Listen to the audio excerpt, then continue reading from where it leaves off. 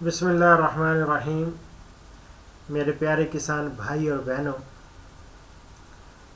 دھان کی بذریعہ بیج براہ راست کاشت کا یہ دوسرا پروگرام ہے۔ پہلے پروگرام میں نے تعارف پیش کیا اور مختلف اقسام کے بارے میں جو اس کے لیے موضوع ہیں اور ان کا اوسط اور پوٹینشل پروڈکشن کے بارے میں بات کی۔ اس کے بعد 2 طریقے میں نے بتائے، ان پہ روشنی ڈالی کہ اس کو ڈرل بھی کیا جا سکتا ہے اور چھٹا کے ذریعے بھی یا براڈ کاسٹ بھی کیا جا سکتا ہے، اور اس کے لیے میں نے تعارفی کلمات وہ آپ تک پہنچائے۔ آج اس پروگرام میں ان طریقوں پہ روشنی ڈالوں گا۔ براہ راست طریقہ کاشت جو ہے دھان کا، اس میں پہلا وہ وتر زمین میں بذریعہ ڈرل کاشت۔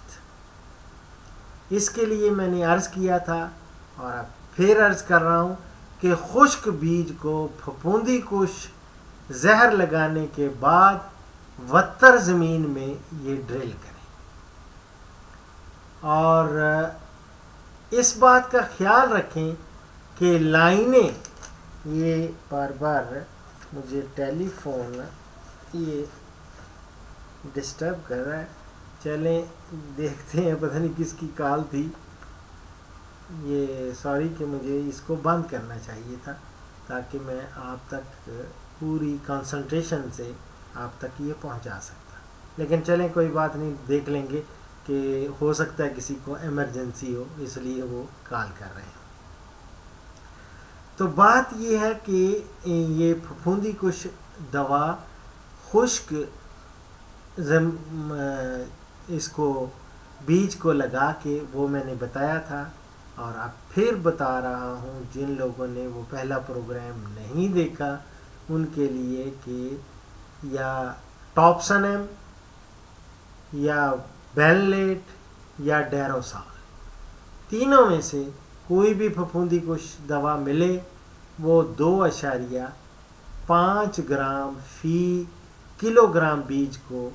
یہ لگا کے آپ وتر زمین میں اس کو ڈرل کریں، اور لیکن اس بات کا خیال رکھیں کہ لائن سے لائن کا فاصلہ 9 انچ ہو اور بیج 1.5 انچ سے زیادہ گہرا نہ جائے۔ یہ بہت امپورٹنٹ ہے، یہ نوٹ فرما لیں۔ اور جب بیج سے شگوفے زمین سے باہر نکل آئیں تو پھر تر وتروں کا پانی 1 ماہ تک لگاتے رہیں، تر وتر میں رکھیں، جو ہی تھوڑا خشک ہو پھر تر وتر والا پانی وہ لگا دیں۔ اس کے بعد وتروں، یہ جو کھیت میں ڈرل چلاتے وقت یاد رکھیں مشین سے بیج گرانے والے پائپوں کو دیکھتے رہنا چاہیے۔ ہو سکتا ہے کہ اس میں مٹی پھنسنے کی وجہ سے کوئی پائپ بند ہو جائے تو بیج نہیں گر رہا، تو یہ آپ نے خیال رکھنا ہے جو ڈرل مشین چلا رہا ہے اس کو، کہ آپ نے اس وقت اس چیز کا خیال رکھنا ہے کہ کوئی پائپ مٹی سے بند نہ ہو، ایک نمبر 1۔ اور اس کے بعد 1-2 چکر مکمل کرنے کے بعد ڈرل مشین کو اٹھا کر سارے پوروں کو چیک کرتے رہنا چاہیے تاکہ کوئی پور بند نہ ہو۔ اگر کھیت میں کوئی سیاڑ بیج کے بغیر ہو تو ہاتھ سے بیج گرا کر مٹی سے ڈھانپ دیں۔ یہ بھی سوئنگ کے وقت ہی یہ احتیاطیں اور یہ تدابیر کرنی نہایت ضروری ہے۔ اب ہے دوسرا چھٹے کا طریقہ۔ اس کے لیے میں نے آپ کو بتایا کہ 1 کلو گرام بیج کے لیے آپ نے زہریلا پانی بنانا ہے، یعنی ایک پانی 1 کلو بیج کے لیے 1.25 لیٹر 1.25 لیٹر پانی، اس میں یہی پھپھوندی کش دوا وہ ڈال دینی ہے، یعنی 1 کلو گرام کے لیے 2.5 گرام یا ٹاپسن ایم یا ڈیروسال یا بینلیٹ یہ ملا دینا ہے، اور اس زہریلے پانی میں آپ نے یعنی پھپھوندی کش ملے ہوئے پانی میں آپ نے 24 گھنٹے تک اس بیج کو بھگوئے رکھنا ہے، اور اس بیج کی 24 گھنٹے بھگوئے ہوئے بیج کی وتر زمین میں بذریعہ چھٹا کر دیں، اور یاد رکھیں کہ اس کو چھٹا کرنے کے لیے ضروری ہے 24 گھنٹے جب بھگوئے رکھنا ہے، بیج کو باہر نکال لینا ہے پانی سے، اور اس کو چند گھنٹوں کے لیے یعنی خشک کریں تھوڑا سا، اور پھر تر بتر زمین میں ہل چلانے اور زمین کو تیار کرنے کے بعد چھٹا کر کے اوپر سے سہاگا کر دیں، پلینکنگ یعنی سہاگا کر دیں، اور جب شگوفے زمین سے باہر نکل آئیں تو ہلکا سا پانی لگا دیں، اس کے بعد وتروں کا پانی وہ لگاتے رہیں، اور کاشت کرنے کے وقت یاد رکھیں کچھ احتیاطی تدابیر نہایت ضروری ہے، یعنی ڈرل کے ذریعے کاشت کے دوران بیج پہلے بھی میں نے کہا 1.5 انچ سے زیادہ گہرا نہیں جانا چاہیے، 1.5 انچ، 1 انچ جو ہوتا ہے یہ پورا ہوتا ہے یہ انگلی کا، اور یہ سمجھ رہے اتنا، یہ 1.5 انچ، 2 سے کم، 1.5 انچ اس کی گہرائی، اس سے زیادہ گہرائی میں نہیں جانا چاہیے۔ دوسرا پوائنٹ جو نوٹ فرما لیں کہ 5 سے 7 دن میں بیج اگائے گا۔ اگر بیج کا اگاؤ کم ہو تو کھیت زیادہ خشک ہونے کی صورت میں ہلکا سا پانی لگا دیں، اگر پھر بھی اگاؤ کم رہے تو صحت مند پودے، کیونکہ سیڈ ریٹ زیادہ ڈالا ہوا ہے اور بہت زیادہ جگہ پہ آپ نے دیکھا ہوگا کہ دیکھیں گے کہ زیادہ پودے نکلے ہوئے، وہ جو اگے ہوئے تازہ پودے ہیں ان کو آپ ناغے پر کریں، ان سے نہ ہو تو انگوری مارا ہوا بیج، یعنی اس کو بھگویا ہوا بیج، وہ انگوری جب مارتا ہے تھوڑا پھوٹتا ہے تو اس کی کے ذریعے آپ ناغے پر کر سکتے ہیں۔ تیسرا پوائنٹ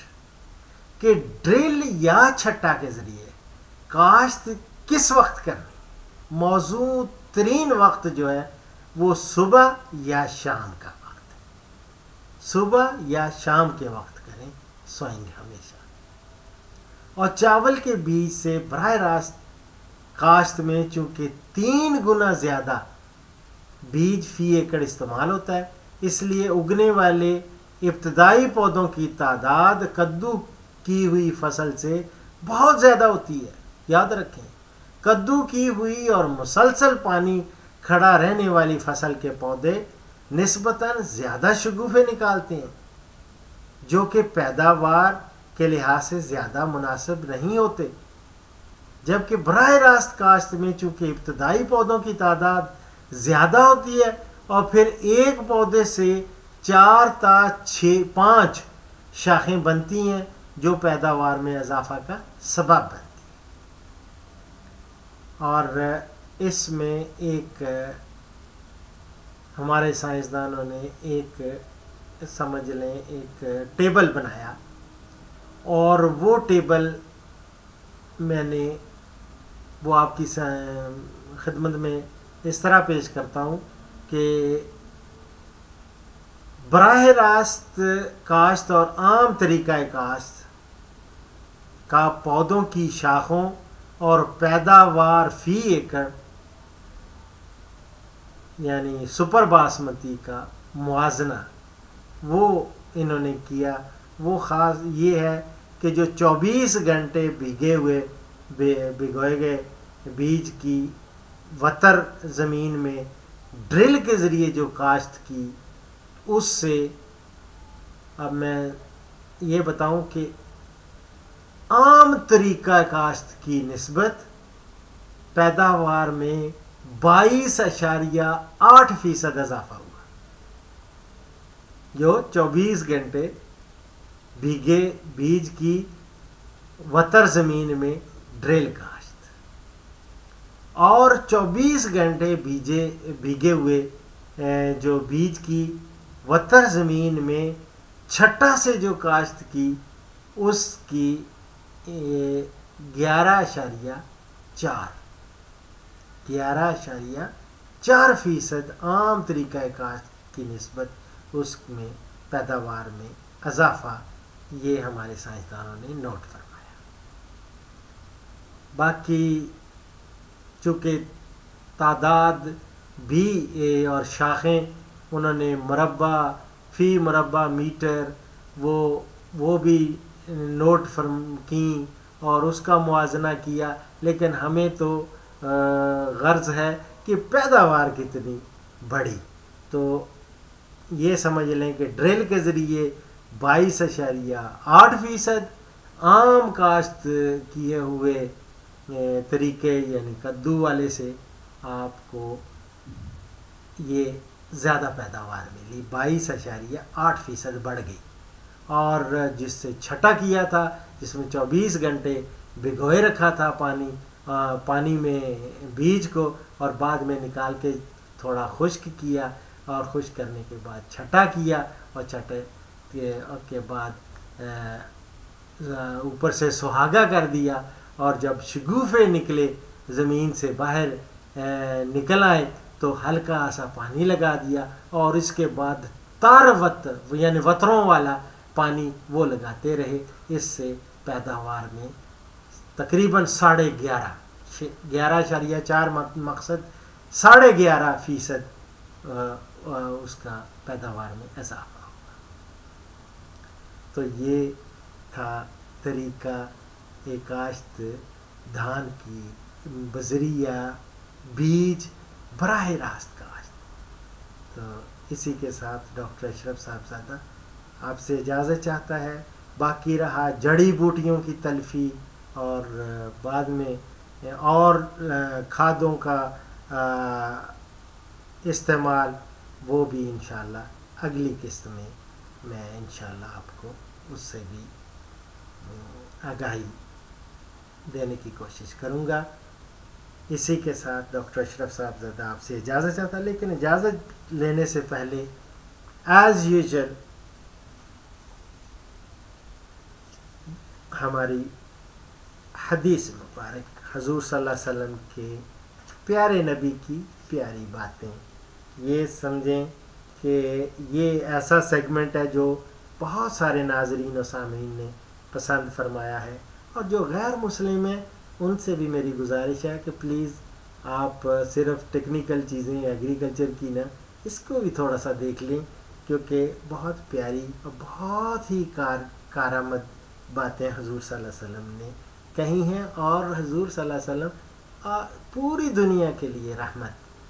اللہ رب العزت نے انہیں بنا کر بھیجا، اور یہ ہمارا یقین ہے کہ وہ رحمت للعالمین ہیں. ان کا ارشاد مبارک ہے، ہر بچہ، سبحان اللہ، حضور صلی اللہ علیہ وسلم نے، ہمارے نبی صلی اللہ علیہ وسلم، پیارے نبی صلی اللہ علیہ وسلم نے فرمایا، ہر بچہ فطرت سے اسلام ہی پر پیدا ہوتا ہے، اس کے ماں باپ اس کو یہودی، عیسائی یا مجوسی بنا دیتے ہیں. مجوسی ہوتے ہیں جو آگ کی پرستش کرتے ہیں. میں جب عراق میں یونیورسٹی میں پڑھاتا تھا تو وہاں ہمارے ساتھ ایک پروفیسر تھے، وہ مجوسی تھے. وہ شیطان کی بھی عبادت کرتے ہیں اور آگ کی بھی پرستش کرتے ہیں. بہرحال یہ ان کا ایمان ہے. یہ میں جو کوٹ کر رہا ہوں حدیث مبارک یہ ہے بخاری شریف سے. اسی کے ساتھ ڈاکٹر اشرف صاحبزادہ کو اجازت دیں. انشاءاللہ اگلے پروگرام میں ملاقات ہوگی بشرط کہ زندگی نے وفا کی. فی امان اللہ.